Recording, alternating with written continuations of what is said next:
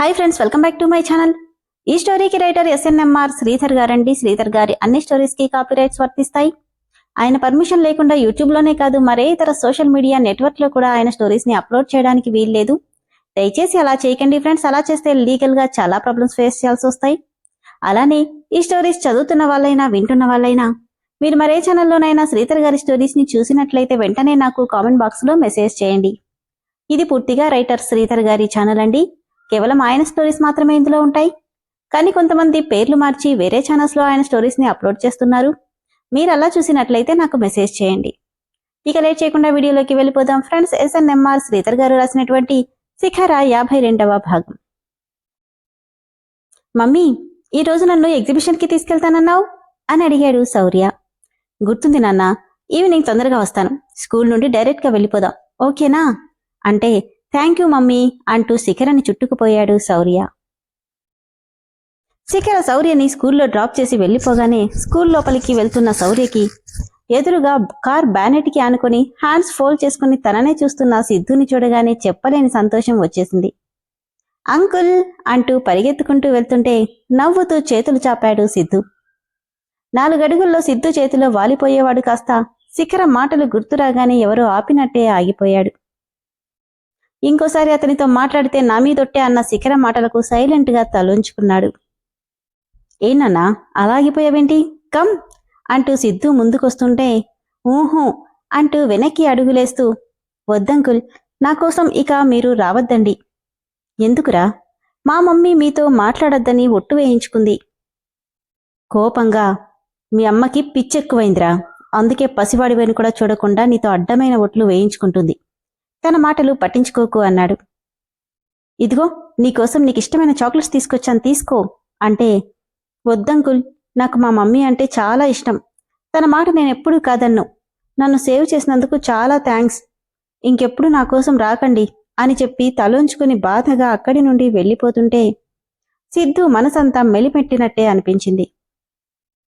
కోపంగా car start చేయబోతుంటే Sudeep నుండి phone రావడంతో ఒక్క క్షణం కళ్ళు మూసుకొని స్ట్రెస్ రిలీఫ్ చేసుకుని హలో సుదీప్, ఎలా ఉన్నావురా అని అడిగాడు. ఫైన్ అన్నయ్య, నువ్వెలా ఉన్నావు? హా, ఇంకేంటి అన్నయ్య, ఇంకో నెలలో మేము బెంగళూరు వచ్చేస్తున్నాం. ఏంటన్నయ్య డల్గా మాట్లాడుతున్నావు? ఏం లేదు, ఆఫీస్ టెన్షన్లే.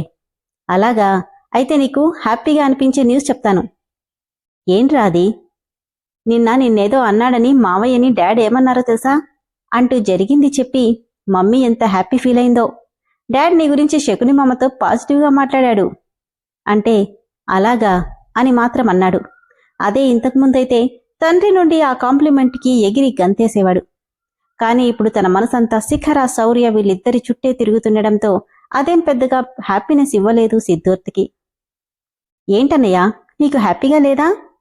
ఎందుకు లేదురా, చాలా హ్యాపీగా ఉంది. నేను డ్రైవింగ్లో ఉన్నాను, తర్వాత కాల్ చేస్తానని చెప్పి ఫోన్ పెట్టేశాడు. ఆఫీస్కి రాగానే శిఖర మేడం, మిమ్మల్ని సార్ రమ్మంటున్నారని రంగా చెప్పడంతో వీడు నన్నెందుకు రమ్మంటున్నాడు?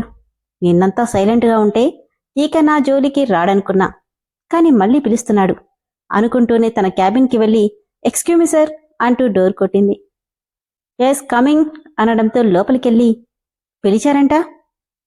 ఆమె వైపే తీక్షణంగా చూస్తూ నీతో మాట్లాడాలి అంటే చెప్పండి, ఏదైనా ప్రోడక్ట్ గురించా? నాకిచ్చిన వర్క్ అయితే మ్యాక్సిమం కంప్లీట్ చేశాను. వర్క్ గురించి కాదు. కళ్ళు మాత్రం పైకెత్తి మరి నీతో కొంచెం పర్సనల్గా మాట్లాడాలి.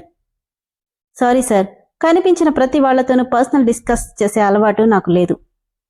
నేను నీకు బాస్ని. సో వాట్, వర్క్ గురించి ఎన్నైనా అడగండి, ఓపిక తెచ్చుకొని మరీ చెప్తాను. అంతేకాని పర్సనల్ అంటూ పిలిస్తే ఐ డోంట్ లైక్ దట్ అని వెళ్ళిపోతుంటే నేను నీతో మాట్లాడాలి శిఖ అని పిలిచాడు.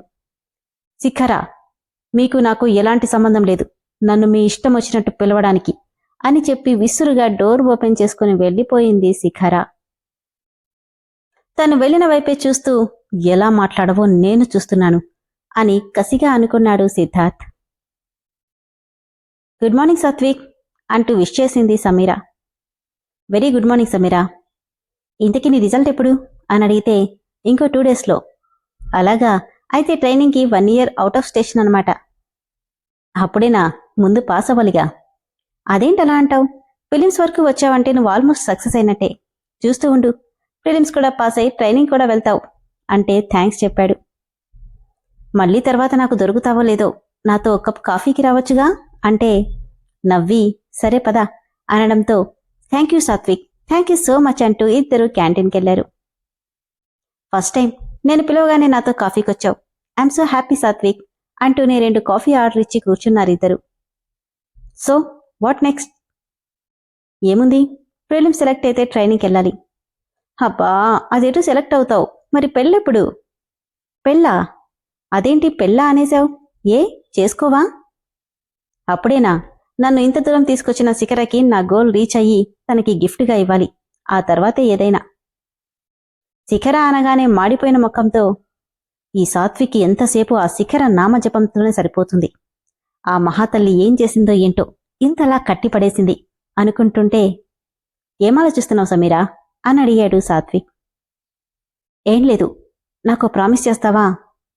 ఏంటది? ఏం లేదు, నువ్వు ట్రైనింగ్కి వెళ్లేలోపు ప్రతిరోజు ఇలా నా కాఫీ లంచ్ నాతోనే చేస్తావా? ఇదేం కోరిక? ప్లీజ్ సాత్విక్, నువ్వు నాకు బెస్ట్ ఫ్రెండ్ అని నేను అనుకుంటున్నా. నా ఫ్రెండ్తో నా టైం స్పెండ్ చేయాలనుకోవడంలో తప్పులేదుగా, ప్లీజ్. సర్లే, దాందేముంది, ఓకే అనడంతో wow, thank you so much Satvik, ఈరోజు నీకు నేను ట్రీట్ ఇస్తానంటూ తనే వెళ్లి సమోసా టీ తీసుకొచ్చింది సమీరా. ఇద్దరూ నార్మల్గా బ్యాంక్ విషయాలు మాట్లాడుకుంటే వీళ్ళని దూరం నుండి చూసిన సుష్మా, పర్వాలేదు, మా సమీ బండి కొంచెం ముందుకెళ్తున్నట్టుంది, దీన్ని ఇంకొంచెం ముందుకు తీసుకెళ్తే ఎలా ఉంటుంది? సూపర్గా ఉంటుంది, కానీ ఎలాగబ్బా అని ఆలోచించి వాళ్ళకి కొంచెం దగ్గరలో కూర్చొని అరటిపండు తిని తొక్క కరెక్ట్గా సమీర కాళ్ళ దగ్గర వేసింది. అది కరెక్ట్గా పడింది.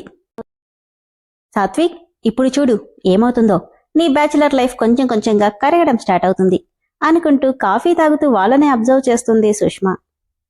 కస్టమర్స్ వచ్చే టైం అయింది సమీరా, వెళ్దాం పదా అంటూ సాకేత్ పైకి లేవగానే ఓకే సాత్విక్ అంటూ తను లేచి కరెక్ట్గా తొక్క మీద కాలేయడం, జారి పడబోతుంటే తన ముందే ఉన్న సాత్విక్ తను కింద పడకుండా తన నడుం చుట్టూ చెయ్యేసి పట్టుకోవడంతో ఎక్కడ పడిపోతానోనని భయంతో సాత్విక్ మెడ చుట్టూ చేతులేసి బల్లిలా అంటుకుపోయింది సమీరా.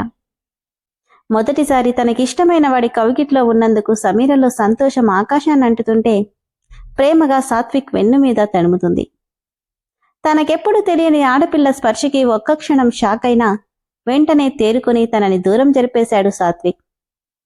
సారీ సమీరా, నువ్వు పడిపోతుంటే పట్టుకున్నాను, ఐఎమ్ రియలీ సారీ అంటే అప్పటిదాకా ఊహా తెలియకంలో తేలిన సమీర అప్పుడు బాహ్య ప్రపంచంలోకొచ్చి సిగ్గుపడుతూ అయ్యో పర్వాలేదు సాత్విక్, నాది కూడా తప్పే అంటూ కింద తొక్క పడుండడం చూసి ఇదిగో ఎవరో పండు తిని తొక్క పడేశారు, నేనే నీకు సారీ చెప్పాలి, ఐఎమ్ రియల్లీ సారీ.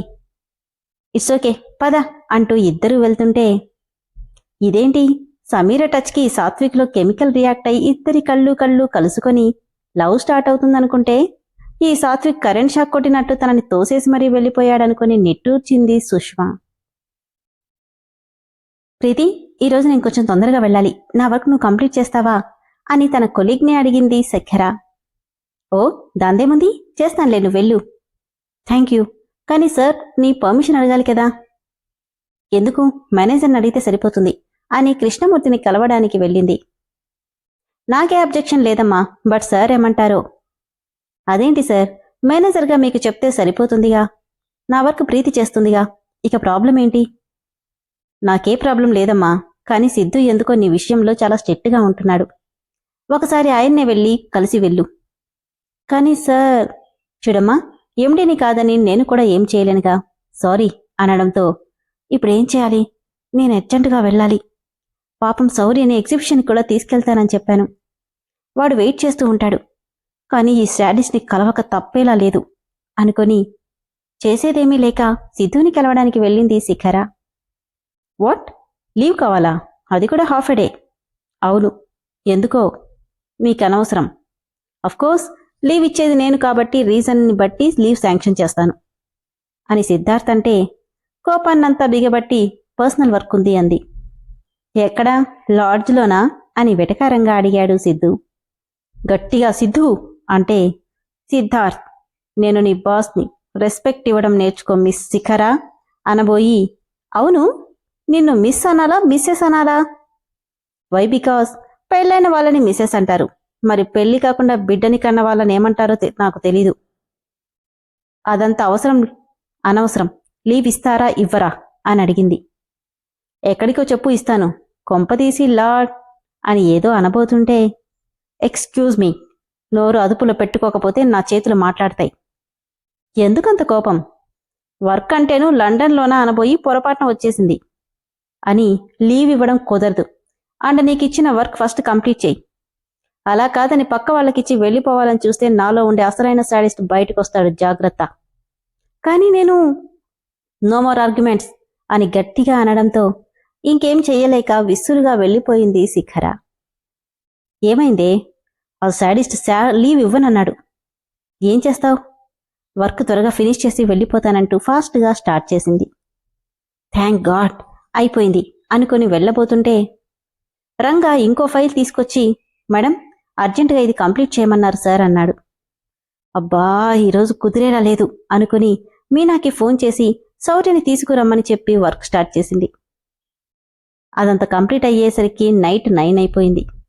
అప్పటికే ఆఫీస్లో స్టాఫ్ అంతా వెళ్ళిపోయారు. శౌర్యకి ఐస్ క్రీమ్ అయినా తీసుకెళ్లాలనుకుంటూ బ్యాగ్ తీసుకుని బయలుదేరబోతుంటే ఆమెకి అడ్డంగా నిలబడ్డాడు సిద్ధార్థ్. తప్పుకో, తల అడ్డంగా ఊపుతూ, నీతో మాట్లాడాలి. నీతో మాట్లాడాల్సిన అవసరం నాకు లేదు అని వెళ్లబోతుంటే శిఖర చెయ్యి పట్టుకుని వెనక్కి లాగి, ఇదిగో ఈ మొండితనమే నిన్ను ఇక్కడిదాకా తీసుకొచ్చింది. దానికి నేనెప్పుడూ బాధపడలేదు. బాధపడుతూ కూర్చుంటే ఇక్కడిదాకా రాలేను కాబట్టి చెయ్యొదులు. వదలను. నా ప్రశ్నకి సమాధానం చెప్పి వెళ్ళు. చెప్పాల్సిన అవసరం నాకు లేదు, కానీ తెలుసుకోవాల్సిన అవసరం నాకుంది. చెప్పు, శౌర్య తండ్రెవరు అని సీరియస్గా అడిగాడు. సర్కాస్టింగ్గా నవ్వుతూ, నీకనవసరం అంటే నాకే అవసరం. చెప్పు, నన్ను రెచ్చగొట్టకుండా నిజం చెప్పు. శౌర్య తండ్రెవరు? చెప్పాల్సిన అవసరం నాకు లేదు అంటూ వెళ్లబోతుంటే, చెప్పకపోతే నా చేతిలో చస్తావు. వాణ్ణి చూస్తే నీకెవరు గుర్తొస్తున్నారో తెలియట్లేదా అని అడిగింది. నాకు నీ నోటితో చెప్పే ఆన్సర్ కావాలి. బాబు తండ్రెవరు? నువ్వు నన్ను చంపినా నా నోటి నుండి ఏమీ రప్పించలేవు అని తన చెయ్యి వెదిలించుకొని వెళ్ళిపోతూ మళ్లీ వెనక్కి తిరిగి సిద్ధును చూసి నవ్వుతూ వెళ్ళిపోయింది శిఖర. నీ నోట్లో నుండి సమాధానం ఎలా రప్పించాలో నాకు బాగా తెలుసు శిఖర అని కోపంగా అనుకున్నాడు సిద్ధార్థ్. విన్నారు కదా ఫ్రెండ్స్, స్టోరీ ఎంత బాగుందో కదా. మొత్తానికి బాబు తండ్రెవరో తెలుసుకునే పనిలో పడ్డాడు సిద్ధార్థ్. ఎవరో ఎవరిలాగా కనిపిస్తున్నావో తెలీదా అని చెప్పింది శిఖర. చూద్దాం ఎవరని ఆమె నిర్మగర్భంగా చెప్పిందో అతన్ని తెలుసుకుంటాడో లేదో. స్టోరీ అయితే చాలా చాలా ఇంట్రెస్టింగ్గా ఉంది ఫ్రెండ్స్. దయచేసి స్టోరీ నచ్చిన వాళ్ళు ఇమ్మీడియట్గా మెంబర్షిప్లో జాయిన్ అవ్వండి. దానివల్ల మీకు ఎపిసోడ్స్ ఒక్కసారిగా ఓపెన్ అవుతాయి. అలానే నాకు కూడా కొంచెం హెల్ప్ చేసిన వాళ్ళు అవుతారు. Thank you.